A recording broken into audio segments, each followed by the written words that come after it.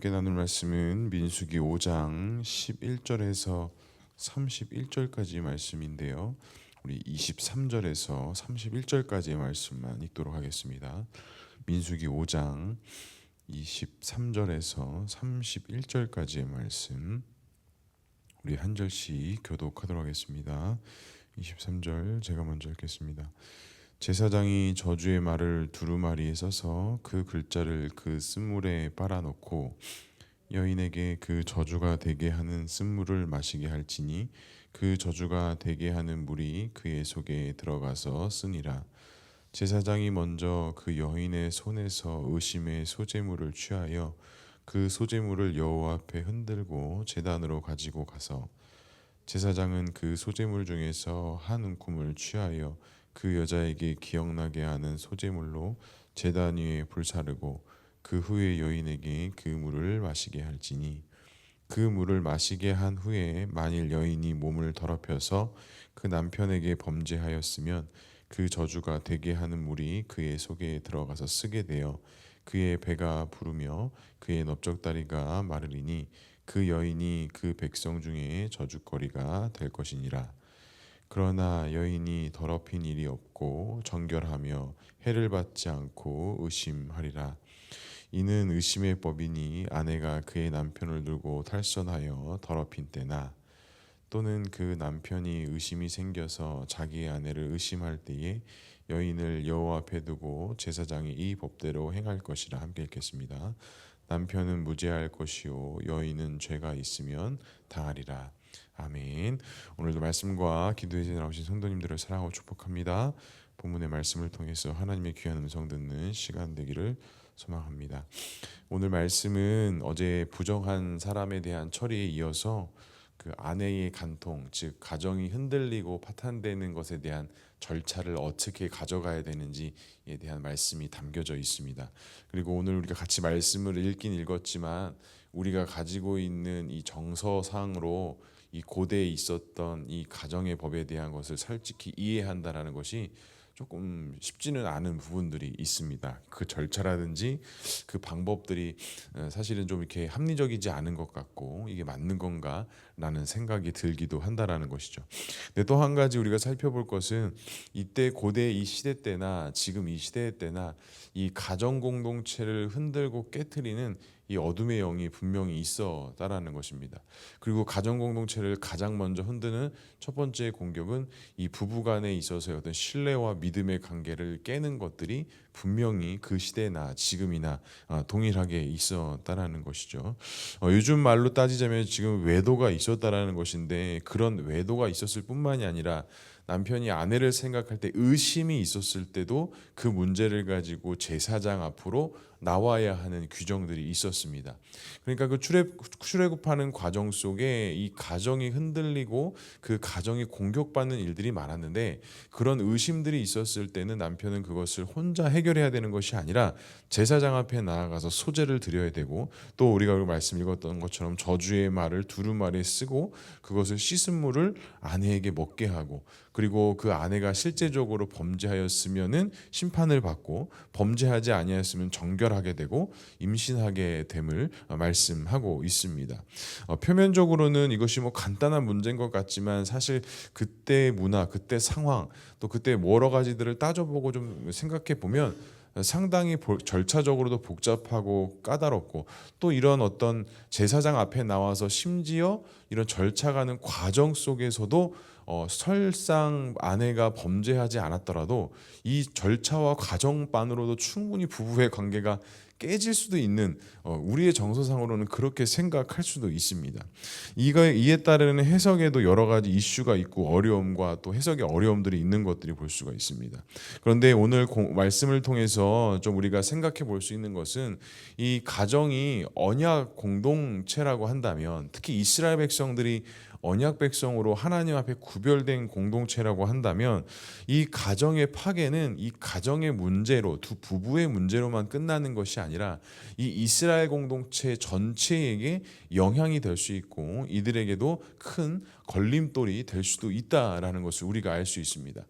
제가 요즘에 시간 날 때마다 뭐 유퀴즈라든지 김창욱 쇼 뭐 이런 걸 좀 이렇게 보고 있는데, 거기서 이제 최근에 봤던 게 뭐 이혼 전문 변호사가 나와서 뭐 이렇게 인터뷰하는 것도 좀 봤고, 또 여러 가지 가정 속에서 어려움, 또 상처받았던 자녀들이 나와서 상담받는 좀 그런 것들을 몇 편 봤는데, 참 예나 지금이나 그 가정의 파괴는 그 두 사람의 문제로 끝나는 것이 아니라 그 자녀들에게 대물림되고 또 다른 가정에게 상처가 되는 그런 일들이 있을 수 있겠구나라는 생각들을 또 하게 됐습니다.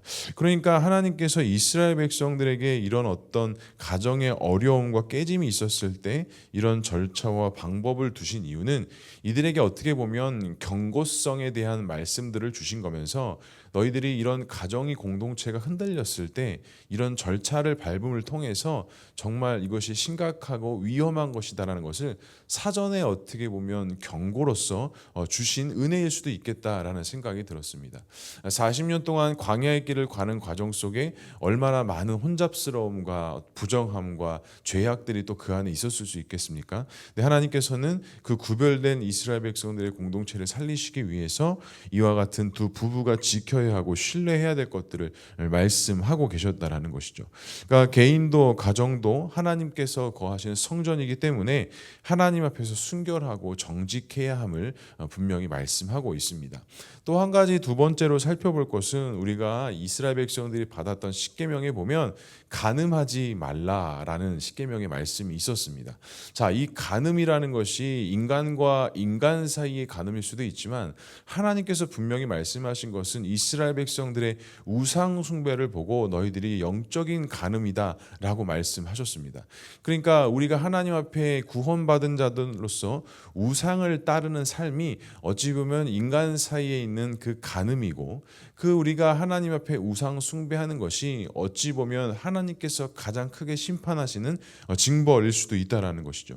그러니까 성경에서 주로 이스라엘 백성들의 이 간음들을 하나님께서 간음으로 말씀하시면서, 너희들이 언약 백성으로서 언약 자손으로서 하나님 앞에 순결하고 정직하고 다른 것을 믿고 따르는 삶이 아니라 오직 하나님만 믿고 따르는 삶을 너희들이 살아야 한다라는 것을 말씀하고 계신 것입니다. 그러니까 우리 안에서도 어떠한 문제들이 있겠습니까? 우리가 실제적으로 이런 일들이 발생되면 안 되겠지만, 우리가 하나님 앞에서도 이런 영적인 간음의 사건들을 충분히 할 수 있는 그런 연약함, 그런 죄악성들이 우리 안에서도 충분히 있을 수 있다라는 것입니다. 그래서 무엇을 우리가 적용하고 우리가 실천할 수 있을까요? 나는 과연 하나님 앞에 잘못된 우상을 혹시 세워가고 있지는 않은지, 내가 하나님을 믿고 따른다라고 하고 있지만 혹시 잘못된 우상 숭배로 인하여 하나님 앞에 영적인 간음의 범죄를 하고 있지는 않은지, 내 자신을 돌아보고 우리의 가정을 돌아보고 나의 믿음과 나의 신앙을 주님 앞에서 다시 한번 점검할 수 있는 우리 모두가 될 수 있기를 주님의 이름으로 간절히 축복합니다. 또 한 가지 오늘 중요한 것은, 오늘 말씀을 좀 보게 되니까 범죄하였으면 너희들이 저주가 임하지만 범죄하지 아니하였으면 말씀에 보니까 정결하게 될 것이고 해를 받지 않고 임신하게 될 것이다 라고 이렇게 말씀하더라고요. 그러니까 이 간음과 이 간통의 어떤 이러한 죄가 이 이스라엘 백성들이 이 땅에서의 번식하고 또 이것들이 민족들이 많아지고 번식되는 것들이 이런 어떤 가정의 파괴 문제, 상당히 많은 영향들을 받고 있을 수도 있겠구나라는 생각을 해보았습니다. 그러니까 이 영적인 순결함과 정결함, 또 육신의 정결함도 이 가족이 계속적으로 대물림되어지고 이 신앙이 대물림되어지는 데 있어서 너무나도 중요한 부분이었구나라를 생각해 볼 수 있었습니다. 또한 이것을 우리에게 적용하자면, 우리의 신앙의 대물림 역시도 내가 하나님 앞에 정결하고 순결하고 영적인 간음을 범하지 않을 때 우리의 신앙도, 우리의 이 믿음도 우리의 자녀들에게, 우리의 자손들에게 정말 대물림되는 것이고, 그것들이 전달되는 것이고, 하나님의 은혜가 그 안에 있게 되는 것이구나라고 우리가 함께 적용할 수 있는 것이죠. 그러면서 우리 또 가정과 우리 개인에게 적용할 수 있는 것이 무엇이겠습니까? 우리의 가정이 믿음의 가정으로 세워지는 데 있어서 내가 지켜야 하고, 내가 간직하고, 내가 끝까지 사수해야 될 그 믿음의 자리, 그 신앙의 자리는 과연 무엇이 있을지 우리가 함께 기도하면서 또 함께 고민하면서 오늘 하루도 그와 같은 믿음의 삶이 될 수 있기를 주님의 이름으로 간절히 축복합니다. 말씀을 마무리하겠습니다. 하나님께서 세우신 이 가정의 법, 가정의 공동체, 언약의 공동체가 언제나 하나님 앞에서 정결하고 정직하고 순결해야 함을 반드시 기억하시고, 오늘 하루도 주님께서 거하시는 성전이 나 자신과 우리 가정임을 믿으시고 그 예수님의 은혜 가운데 살아가는 우리 모두가 될 수 있기를 주님의 이름으로 간절히 축복합니다. 함께 기도하겠습니다. 사랑과 은혜가 충만하신 하나님 아버지, 은혜를 감사합니다. 오늘도 우리를 주님의 전으로 불러 모아주시고 함께 기도하며 함께 간구하며 믿음으로 나아가는 귀한 은혜 주시니 주님 감사합니다. 주님께서 세워주신 이 귀한 언약의 공동체가 정말 하나님 안에서 언제나 순결하고 정직해야 함을 오늘 말씀을 통해서 다시 한번 보게 됩니다.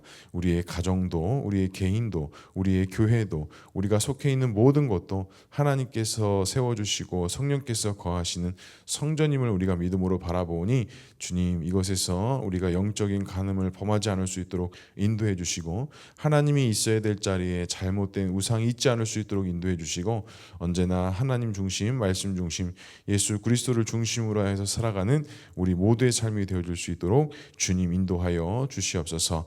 주님, 또한 기도합니다. 이 시간 기도할 때 많은 기도의 제목 가지고 주 앞에 나왔습니다. 기도하고 간구할 때 주님의 특별한 은혜가 있게 하여 주시고, 하나님 이 기도의 제목을 통하여 살아 역사하시는 하나님을 경험하게 하시고, 오늘도 우리 가운데 말씀으로 은혜 주시고 함께 하시는 그 하나님의 축복의 삶이 우리 가운데 흘러넘쳐날 수 있도록 주님, 그렇게 간구하고 기도할 수 있도록 주님 우리를 인도하여 주시옵소서.